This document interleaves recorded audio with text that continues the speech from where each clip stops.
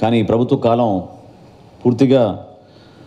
పూర్తవుతున్న సందర్భంలో ముఖ్యమంత్రి గారు కూడా ఎక్కడ కూడా ప్రెస్ కాన్ఫరెన్స్లు పెట్టరు, ఎవరితో కూడా చర్చించరు.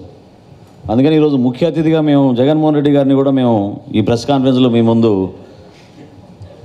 ఒక అద్భుతమైన ఆపర్చునిటీగా మేము భావిస్తున్నాం.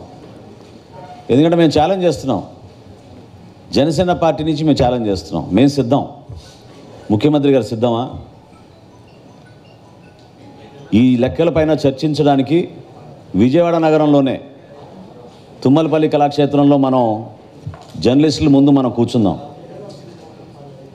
ఈ రాష్ట్ర ప్రభుత్వం చేసిన అవకతవకలు, అవినీతి కార్యక్రమాలు, ఈ 5 సంవత్సరాల్లో వాళ్ళు ఏ విధంగా ప్రజల్ని మోసం చేసి, లెక్కలు తారుమారు చేసి ఈ రోజున అభాసపాలు అవుతున్నామో మీరందరూ కూడా గమనించాలి.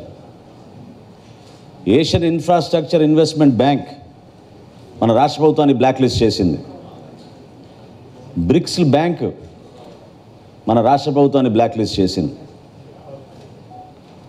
వీళ్ళు వ్యవహరిస్తున్న తీరు, వీళ్ళు ముఖ్యమంత్రి గారి ఆధ్వర్యంలో జరుగుతున్న ఈ పరిపాలన రాష్ట్ర ప్రజలకి సమాధానం చెప్పాలి, ఒక చర్చకు రావాలి. మేము ఆహ్వానిస్తున్నాం. సంస్కారంతో, మర్యాదతోటి జగన్మోహన్ రెడ్డి గారిని మేము ఆహ్వానిస్తున్నాం. ఒక చక్కటి వేదిక ఏర్పాటు చేసుకుందాం, రండి మాట్లాడదాం.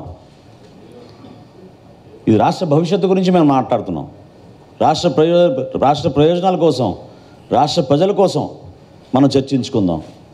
ఎందుకు మీరు అనవసరంగా గొంతు చించుకునే విధంగా ఉపన్యాసాలు ఇచ్చి, సంస్కారం లేకుండా ప్రతిపక్షాలపైన మీరు దాడులు చేసుకుంటూ వెళ్తే, ప్రజల్ని కూడా రెచ్చగొట్టి దాడులు చేయమని మీరు ప్రోత్సహిస్తూ ఉంటే అది ఎంతవరకు సబబు చెప్పండి.